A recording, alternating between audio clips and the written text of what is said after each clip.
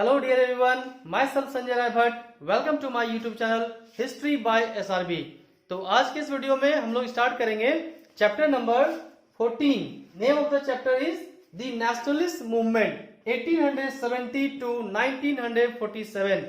यह चैप्टर चूंकि बहुत लंबी है, इसीलिए हम लोग इस चैप्टर को पार्ट बाय पार्ट डिस्कस करेंगे. तो यह पार्ट 1 वीडियो होगा.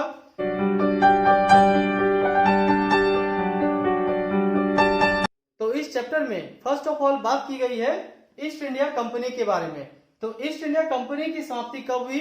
भारत में 1 नवंबर 1858 को भारत से ईस्ट इंडिया कंपनी को समाप्त कर दिया गया. और अब भारत का शासन कौन देखेगा? किसके हाथों में भारत के शासन की जिम्मेदारी आई? तो वह आई ब्रिटिश गवर्नमेंट के अंडर में. और यह 1 नवंबर 1858 को यह जो ईस्ट इंडिया कंपनी की समाप्ति हुई थी भारत से, किसने घोषणा की थी? उसकी घोषणा की थी क्वीन विक्टोरिया ने. तो क्वीन विक्टोरिया के प्रोक्लेमेशन के बाद यानी उसकी घोषणा के बाद से ही भारत से ईस्ट इंडिया कंपनी को समाप्त कर दिया गया. और अब भारत का जो शासन है वह डायरेक्टली ब्रिटेन की गवर्नमेंट के तहत में आ गया. तो कब से? 1858 से. लेकिन ये बदलाव आने से भारत के लोगों में कोई परिवर्तन नहीं आया.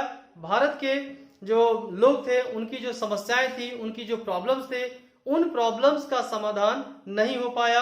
अभी भी इंडियंस को ब्रिटिश गवर्नमेंट में अपनी बातों को रखने का कोई अधिकार नहीं था, उनका कोई हिस्सा नहीं था, उनकी कोई भागीदारी नहीं थी. और वे बहुत ही परेशानी में समय काट रहे थे, बहुत परेशान थे. और इसी कारण बीच बीच में रिवॉल्ट भी होते रहे. भारतीयों में असंतोष की भावना यानी रिजेंटमेंट की भावना बढ़ती गई. और इसी रिजेंटमेंट के कारण, इसी असंतोष के कारण भारत में छोटे छोटे विद्रोह होने शुरू हो गए. और अंत में यही विद्रोह, जो छोटे छोटे रिवॉल्ट थे, छोटे छोटे जो विद्रोह हो रहे थे, यही विद्रोह आगे चलकर एक राष्ट्रीय आंदोलन का रूप ले लिया. हालांकि इंडियन ने अपनी बातों को रखने के लिए छोटे छोटे पॉलिटिकल एसोसिएशन की स्थापना की थी, लेकिन पूरे भारत में ये फैला हुआ नहीं था. कहीं कहीं इसकी स्थापना की गई थी. जैसे तो 1978 में इंडियन एसोसिएशन की स्थापना सुरेंद्र नाथ बैनर्जी ने की थी. कहां पर? कलकत्ता में. तो अब हम लोग यहाँ पर नेक्स्ट टॉपिक डिस्कस करेंगे. और ये नेक्स्ट टॉपिक का नाम क्या है कि formation of Indian national Congress. तो इंडियन नेशनल कांग्रेस यानी INC के बारे में यहाँ पर बात की गई है. तो इंडियन नेशनल कांग्रेस की स्थापना दिसंबर 1885 को की गई. कहां पर की गई? मुंबई में की गई. बॉम्बे जिसे हम जानते हैं, यहां पर 72 डेलीगेट्स इकट्ठे हुए थे. और इन 72 डेलीगेट्स ने INC की स्थापना में पार्टिसिपेट किया. और इस इंडियन नेशनल कांग्रेस की स्थापना करने का श्रेय किसे है? किसने? क्या वह कोई इंडियन था, भारतीय था जिसने इंडियन नेशनल कांग्रेस की स्थापना की? बिल्कुल नहीं.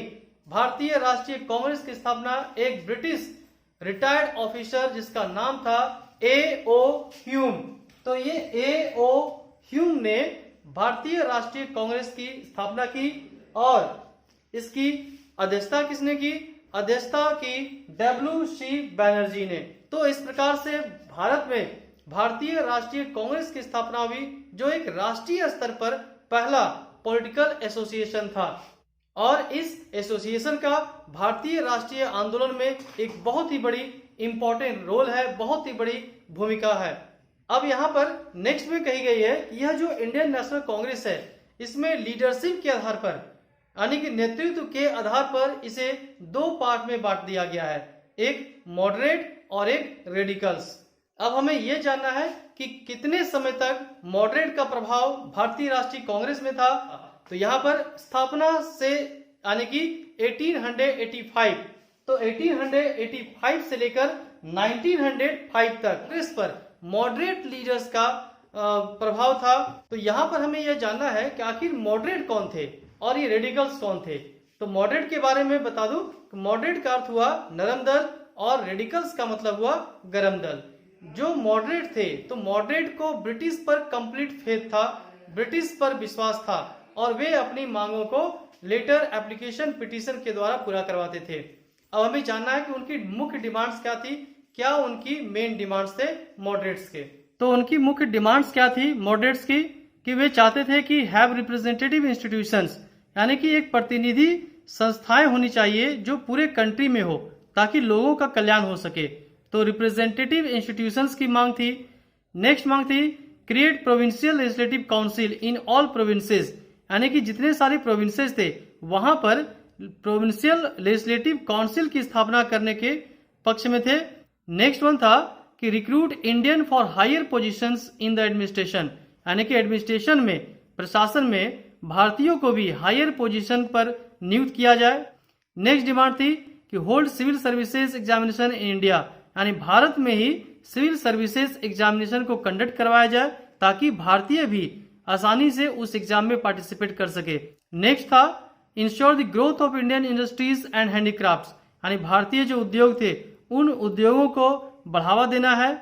नेक्स्ट है stop the drain of wealth to Britain, यानी यहाँ भारत की जो संपत्ति थी वह संपत्ति सारा ब्रिटेन ले जाया जा रहा था। तो यह जो भारत की संपत्ति ब्रिटेन में ले जाया जा रहा था, उस चीज को रोकने की डिमांड मॉडरेट्स ने की थी। Next one is that and the exploitation of Indian resources and people, और मॉडरेट्स की यह डिमांड थी कि भारतीय लोगों का शोषण न हो, एक्सप्लॉयटेशन न हो, न तो इंडियंस का शोषण हो और न ही भारत में जो रिसोर्सेज है, जो भी संसाधन है, उसका शोषण हो। तो ये कुछ डिमांड्स थे मॉडरेट्स के, जो पिटीशन के द्वारा मॉडरेट लीडर्स ब्रिटिश के सामने रखते थे। अब नेक्स्ट में हम लोग यहाँ पर डिस्कस करना है, कहा गया कि प्रोमिनेंट मॉडरेट लीडर्स कौन थे, यानी कि नरम दल के जो मुख्य लीडर्स थे वे कौन थे। तो वे कौन थे? गोपाल कृष्ण गोखले, दादा भाई नौरोजी, सुरेंद्र नाथ बैनर्जी, फिरोज शाह मेहता, महादेव गोविंद रानडे, बदरुद्दीन तैयबजी एंड अदर्स। तो ये जो लीडर्स थे ये मॉडरेट लीडर्स थे। नाउ सीधा नेक्स्ट। तो अब यहाँ पर नेक्स्ट पैराग्राफ में यहाँ पर भारत के कंडीशन के बारे में यहाँ पर दी गई है कि भारत की कंडीशन उस समय क्या थी। तो यहाँ पर क्या थी कंडीशन कि during that period plague and famine killed thousand of Indians, यानी उस समय भारत में प्लेग के कारण और फेमिन के कारण यानी सूखे के कारण हजारों की संख्या में भारतीयों की मौत हो गई थी। और साथ ही साथ इकोनॉमिक कंडीशन जो थी वह काफी मिजरेबल थी, काफी दयनीय आर्थिक स्थिति हो गई थी। तो इसके कारण क्या हुए, जो यंग इंडियंस थे, यंग इंडियंस ब्रिटिश के खिलाफ हो गए। इसके पीछे कारण क्या था? क्योंकि the British callousness were inspired by the common people of Ethiopia. तो ये जो घटनाएं घटी थी फेमिन के कारण और प्लेग के कारण हजारों की संख्या में जो भारतीयों की मृत्यु हुई थी, इसके प्रति ब्रिटिश ने कोई सुधार काम, कोई एक्शन नहीं लिया, उन्हें बचाने के लिए कोई काम नहीं किया और उन्होंने अपने कैलोसनेस को दिखाया, यानी कि निर्दयता को दिखाया, निष्ठुरपन को दिखाया, जिसके कारण यंग जो इंडियंस थे वे ब्रिटिश के खिलाफ हो गए। और ब्रिटिश के खिलाफ जो गुस्सा आया, उस गुस्से को, उस घृणा को और भी इंस्पायर किसने किया ब्रिटिश के खिलाफ में? उसको इंस्पायर किया किसने? कि common people of Ethiopia, Japan and Russia who rose against the operation.